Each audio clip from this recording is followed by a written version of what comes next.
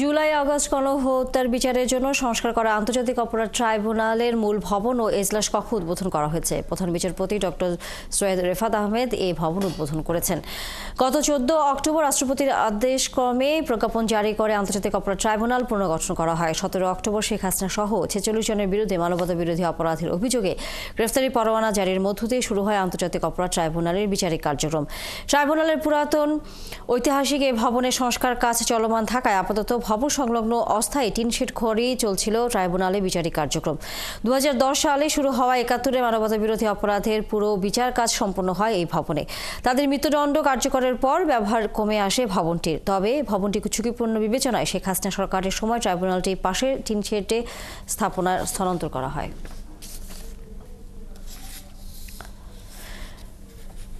দর্শক, এই বিষয়ে আরো খবর নিয়ে আমাদের সাথে যুক্ত হচ্ছেন সহকর্মী সৈকত সাদিক।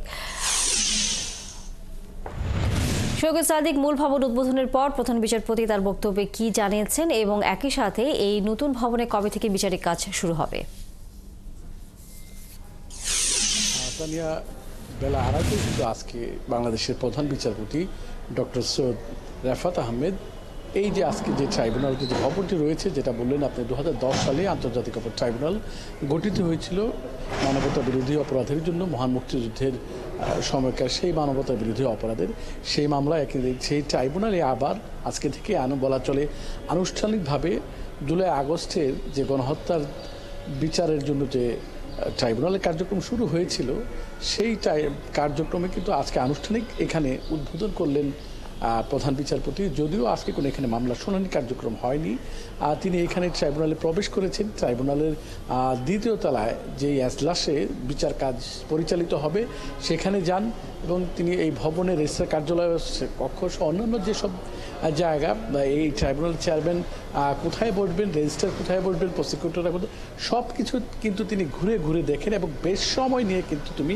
এই ট্রাইব্যুনালের এই মূল এজলাস ভবন এবং এর আশেপাশের এলাকা এবং যেইটা এতদিন যে অস্থায়ী এজলাসে মামলা পরিচালিত হচ্ছিল সেটাও তিনি ঘুরে ঘুরে দেখেন এবং তিনি প্রধান বিচারপতি, তিনি ট্রাইব্যুনাল চেয়ারম্যান, প্রসিকিউটর সবার সাথে কথা বলে বিষয়টি খোঁজ দেন এবং এই ট্রাইব্যুনাল যখন তিনি উদ্বোধন করেন, অ্যাটর্নি জেনারেল জনাব আসাদুজ্জামান তিনিও কিন্তু এসেছিলেন এবং সবশেষ প্রধান বিচারপতি যাওয়ার সময় যদিও গণমাধ্যমের সাথে আনুষ্ঠানিক কথা বলেনি, তবে তিনি গাড়ির সামনে দাঁড়িয়ে তখন তিনি বলেছেন এই যে আজকে যে ট্রাইব্যুনালটা গঠিত হয়েছে, এই ট্রাইব্যুনালে সে দেশের মানুষ, এই জাতি একটা ন্যায় বিচার বা একটা আকাঙ্ক্ষা নিয়ে আছেন এবং দেশের একজন সাধারণ মানুষের হিসেবে তিনিও সেই আশা আকাঙ্ক্ষা নিয়ে আছেন এবং তিনি চাচ্ছেন এই ট্রাইব্যুনালে যাতে একটা ন্যায় বিচার হোক।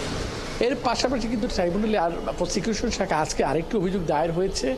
আজকে 2021 সালে ভারতের যে প্রধানমন্ত্রী নরেন্দ্র মোদী বাংলাদেশে এসেছিলেন স্বাধীনতার 50 বছর পূর্তি অনুষ্ঠানে, তখন কিন্তু সারা বাংলাদেশের এই মোদীর আগমনকে কেন্দ্র করে প্রতিবাদ জানিয়ে কিন্তু সারা বাংলাদেশে বিভিন্ন জায়গায় হেফাজত বা অন্যান্য সংগঠনের পক্ষ থেকে আন্দোলন চালানো হয় এবং সেই সময় বেশ কিছু মানুষ নিহত হয়। সেই ঘটনার প্রেক্ষিতে একজন নিহতের বাবা আজকে প্রসিকিউশন অভিযোগ দিয়ে গেছেন। তখন তার সাথে ছিলেন জাতীয় নাগরিক কমিটির সদস্য সচিব আক্তার, তিনি গণমাধ্যমের সাথে ব্রিফিং করেছেন। সব মিলে সবশেষ আজকে প্রসিকিউটর যেটা জানিয়েছেন যে যেহেতু সংস্কারে ভবনটি উদ্বোধন হলো, তবে পরবর্তী শুনানি যেদিনই হয়, এটা আগামীকাল হবে বা 12 তারিখে একটা শুনানি আছে, যখনই হয় এই ট্রাইব্যুনালের যে মূল যে এজলাস আজকে যেটা উদ্বোধন করা হলো, এখানে কিন্তু বিচার কাজ পরিচালিত হবে।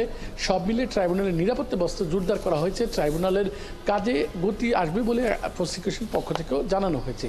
তানিয়া, এই হচ্ছে আজকে এখানকার ট্রাইব্যুনালের অসংখ্য ধন্যবাদ সৈকত সাদিক, আপনার মাধ্যমে ট্রাইব্যুনালের সর্বশেষ খবরাখবর আমরা জানছিলাম।